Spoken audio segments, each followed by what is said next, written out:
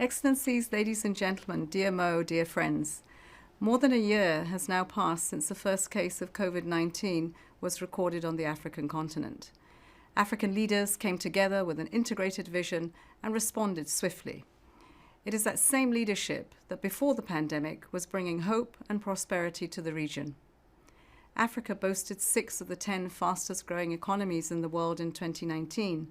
Life expectancy at birth was rising steadily, and progress was also being made in terms of poverty reduction, with the absolute number of people living in extreme poverty dropping for the first time in 2019. But the pandemic has reversed many of the development gains that we have witnessed in recent years and made our task of achieving the SDGs by 2030 even more difficult. For the first time in 2 decades, we are witnessing a rise in extreme poverty. Many informal workers in Africa, the majority of whom are women, have lost their jobs or experienced a dramatic loss of earnings. Schooling closures and digital divides are jeopardizing hard-fought gains in learning, while progress towards gender equality could be pushed back a generation. The inequality in the distribution of COVID-19 vaccines now joins other troubling cracks in our social fabric, exposed by the pandemic, compounding the problem of social inclusion and undermining faith in our democracies. Of the more than 1 billion doses administered so far, just 0.3% have reached the world's poorest nations, where only 1 in 500 people have received a shot, all according to the WHO. In many wealthier countries, this ratio is approximately 1 in 4. The lack of fiscal space caused by the decrease in exports, tax revenues, and foreign exchange earnings, combined with factors such as mounting debt, overstretched medical systems, and limited social protection systems, has restricted the ability of African democratic systems to respond effectively, jeopardizing trust in our institutions and leaders. What then can we do to ensure a brighter tomorrow?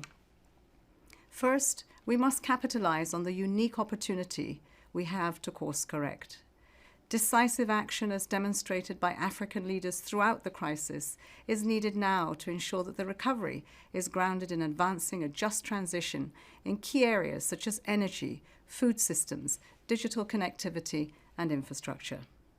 Spurring these transitions and implementing the African Continental Free Trade Area Agreement, a major achievement for the region, will facilitate trade, help reduce emissions, support those who are shifting from the brown economy to create new jobs geared to the economy of tomorrow for Africa's burgeoning youth population.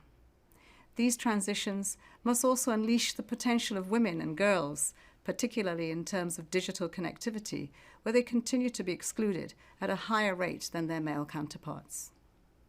Second, we must increase transparency in decision-making processes. While transparency may not be able to tackle the limitations of a state's capacities, it does build trust, prevents misperceptions, and helps combat corruption.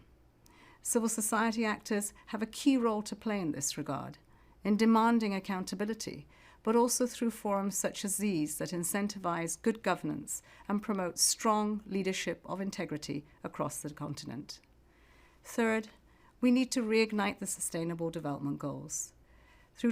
Though transparency is key, ultimately it is the provision of services that is the most important factor in building trust and making good on the promise we made in 2015. As we recover from the pandemic, we cannot lose sight of the SDGs as they provide the roadmap that will make inclusive, resilient, and sustainable development a reality in everyone's lives, increasing trust in government and promoting stability across the continent. No country can do this alone. Just as the virus has affected us all, we need a collective response to ensure no one is left behind and that Africa gets the recovery it deserves. Throughout the crisis, we have seen African leaders raising their voices for multilateralism and solidarity. In fostering such cooperation, the United Nations will continue to be your close partner as we build back together. Thank you.